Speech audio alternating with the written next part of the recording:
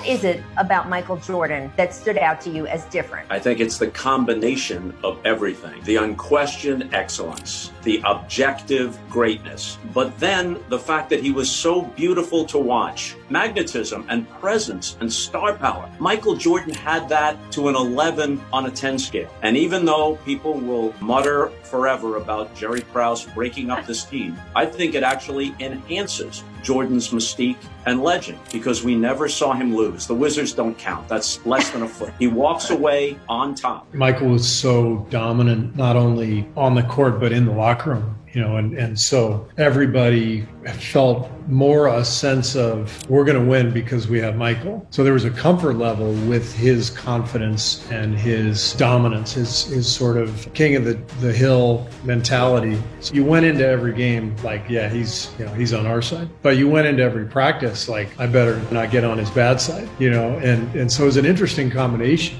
He raised the level of every practice so dramatically. Everything mattered to him. Every shooting drill, and he was so competitive. And we used to scrimmage a lot more back then than we do today. Most practice days we would scrimmage at some point, and those scrimmages were battles. He wasn't the easiest teammate to play with. In fact, he was probably the hardest teammate I've ever played with. But it was really productive because he was able to raise the level of our competitiveness, but also our confidence. Because every practice day almost felt harder than games, because you had to deal with him. And it was all on purpose. I think he expressed it pretty well in the Last Dance. That was all really accurate. And so it wasn't easy and it wasn't my style, but it was definitely effective and it was genuine to his personality. So Jordan stands up in the room and he says, "You tell that boy Dan Marley, I got something for him tonight." And now I stood up. I couldn't hardly walk. I mean, literally, we had played the night before, traveled that day. I was stiff as a board. He would not. It's Scottie Pippen in the room, Horace Grant. I mean, we just playing this game called Tonk, okay? And we just going at it. And he looked at Tom and I, he said, "I'm going to give your boy 40. In an exhibition game? Yeah. We like, who? Dan. I'm like, yeah, okay. Whatever. Bet 100. Bet 200. I took the bet. Tom took the bet. Oh, no. So he starts the game, and he just going nuts. I'm over there still stiff. I got heat packs under my clothes, man. I'm like, stiff. This man's out there going crazy. And Tom and I sitting there looking at him like, this dude is just insane. So he had about 34. And he walks over to the bench, and he catches the ball. He looks at Tom and I like, get that money ready. He catches the ball, and Dan's guarding him. He reverse pivots on him, so Dan's got to backed up, and he went right, and he just tried to tear the rim down. Tongue wag, he went down like this, right, and holding up 400. Michael Jordan is the best player ever. First time I met him, he was 40 years old. He was coming back with the Wizards. It was early in the morning, and I get a call from Tim Grover saying, MJ said you can meet him. So I go down there. I get there at about 7 in the morning. He's been there already for an hour. He was 40 years old. Like, he's been working out for an hour. So he's working out at 6 in the morning at 40 years old. He's coming back. So I think just his work ethic, it's no secret or surprise of how great he was, obviously, but his talent level, he was so driven. He was so competitive. To see him lose a game in the summer session, he would go sit in the corner by himself. Like, he was just unbelievably competitive, unbelievably driven, even in a setting like that. That's what they say about Brady. He's like distraught. Yeah. Bad practice, distraught. Yeah, that's MJ, for sure. Yeah. I'm lucky that I think we all should be lucky we're even alive to see this guy play. Like, some kids now who are buying the shoes have never seen Michael Jordan play in person. Or they've seen some clips and things like that, but he had no flaws whatsoever. You couldn't say he couldn't dribble, or he couldn't shoot, he couldn't defend. He didn't have great range. He wasn't a three-ball shooter. But that goes back, he didn't have to be. Yeah. His mid-range was so unbelievable, and getting to the rim, he could finish with either hand. He was so flashy, but he was also so fundamentally sound, so he had everything covered. Michael, in my opinion, and Will played with him for so many years, he was just the ultimate competitor, man. And we were playing cards at my house one day in Charlotte. Here's another story. This is how big of a competitor he was, and Will knows this story too, right? So we're playing this game called Tom, and I'm beating him out of his money, all right? And I'm beating him, and this is about 11 o'clock at night. This guy does not go home until 7 o'clock in the morning until he wins all of his money back. 7. And they had a game that day. Yeah, they had a game that day. We played him that day, okay? And the thing is that most people will say, oh my God, Michael Jordan's over my house. Oh, I was ready for Michael Jordan to leave. I was like, dude, would you please go? Just leave, please.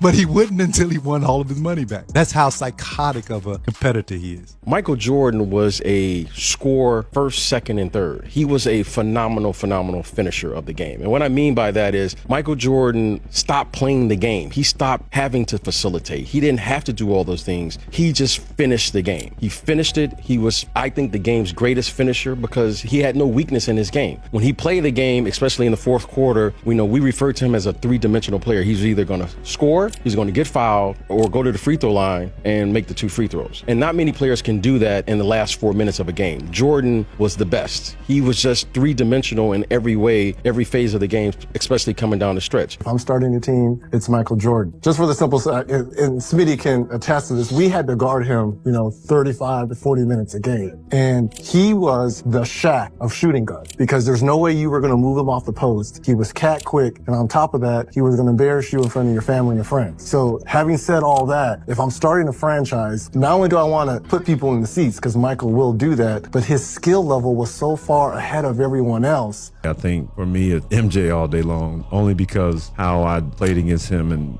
MJ just had everything, mid-range to three-point, post-up game, and he could score and dominate in each position. MJ didn't have any other weaknesses in this game. And defensively, he was a two-way player. Defensively, he was incredible and just as dominant. He's the greatest player, and Bill Russell is the greatest winner. Michael, no question, Michael is heads and shoulder above everybody else. He not only dominated on offense and defense, but he also dominated. There will never be a basketball player, and I don't know if there'll ever be another athlete that make as much money on the court and off the court as Michael Jordan. What's really amazing about him is his attendance. I bring this out because he played 13 years. 1 year, 17 games because of baseball. The year he plays 18 because of a broken bone in his foot. Then he played 78 games 1 year. The other 10 years in cement, 82, 82, 82, 82, 8 times, and then 81 and 80. You could put him in there. Pain, injuries, flu, what have you. He could raise his game in the last 30 seconds. Let's see it blossom, and let's see him make his team a winner, because with the acceptance of Michael Jordan came the winning. The winning changed the world view of Michael Jordan. Winning gets it done. Second round, we play Michael Jordan there. Yeah. That's when Nick Anderson stole the ball. Yeah. To this day, until I saw Last Dance, I did not know Nick Anderson said he wasn't the thing. 45 is not 23. Oh, Lord. I would have said, man, y'all, you don't shut the what is you doing? You don't get this man no feel. Yeah. So, game 2, never forget. I say, always a Michael Jordan fan. Game 2, he comes out, keeps his top on, got his pants off, shorts on, and then they do the announcement. Took that had that 23 on. They did the announcement. He say, wearing number 45, Michael Jordan. Yeah, crowd go crazy. We at home, but it sounds like we in Chicago because of him. Boy, both teams broke out of the huddles, coming to the court. That took out that damn thing. I saw 2-3. I said, oh, Lord, we in trouble. Superman's in the building, Black Cat, whatever you want to call him, Jesus.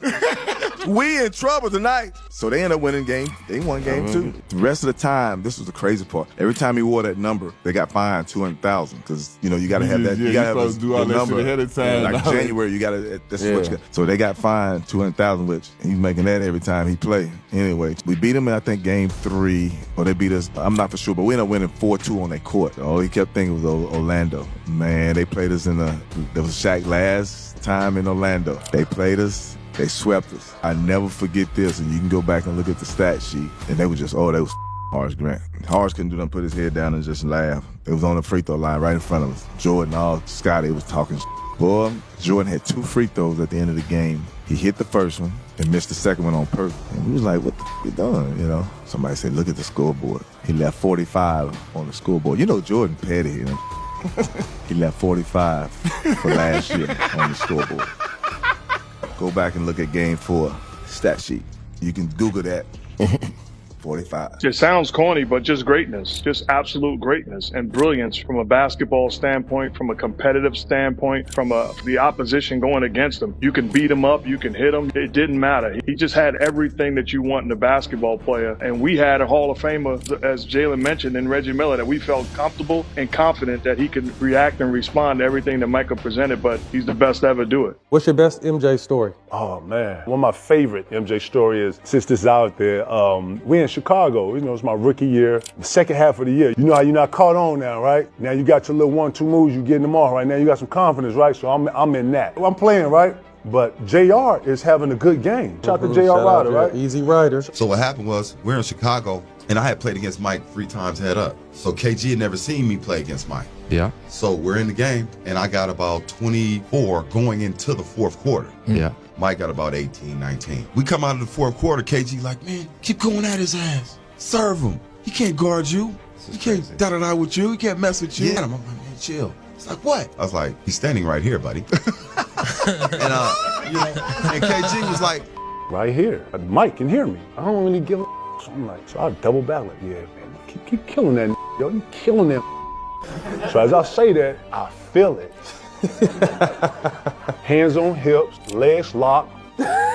Then look, the nigga stabbed me for about 15 seconds. I was like, Mike, he don't know the rules of the game, man. He just a young fucker. You know what I mean? Mike was like, okay, he talking? You know what I mean? I said, man, he don't know the rules of the game. Yeah. Mike looked at him again like, okay. Looked at me like, okay. I said, what you looking at me like that for, right? I see him and Mike having a conversation. So he's like, he don't really know, he excited, whatever. So now MJ on the back leg joint, you know.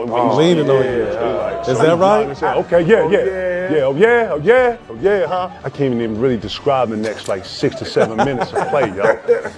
Went to the fourth quarter, man. That man got about 17 quick. In this next 6 to 7 minutes of play, y'all, we get 2, not 1, 2 10-second calls. You know, when you bring the ball up, you got to go half court. 2 10-second calls. We down 25 now. It was just at 2.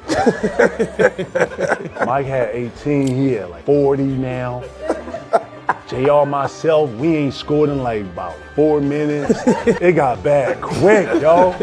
I come to the joint, and they know this. When you come and you've been on the run, when you not got back on the floor, got back, had to rebound, and you feel like you on defense all the time, you come to the bench like this.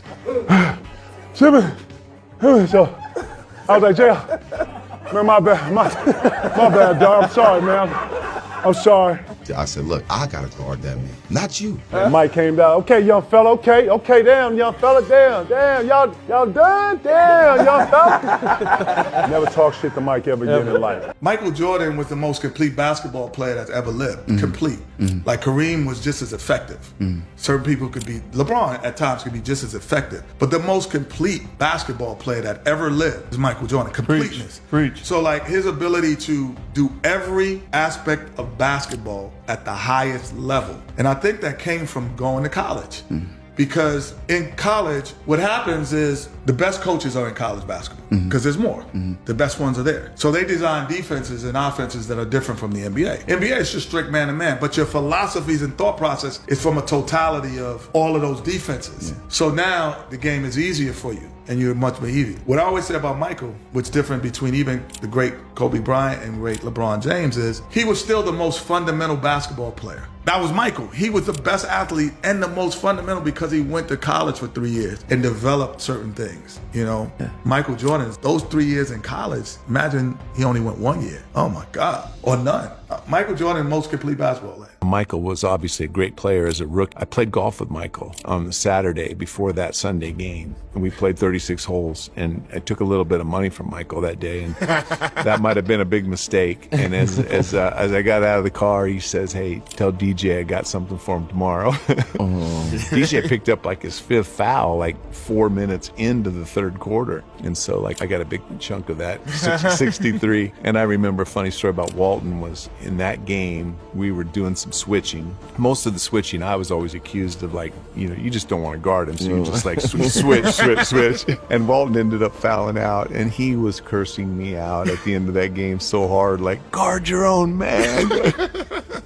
Yeah, Michael was. Everybody knew at the end of that series, even after that 63 points, I think he had another 50-point game in that series. But you brought up Larry's quote, but I think that we all knew that Michael was the best player in that series.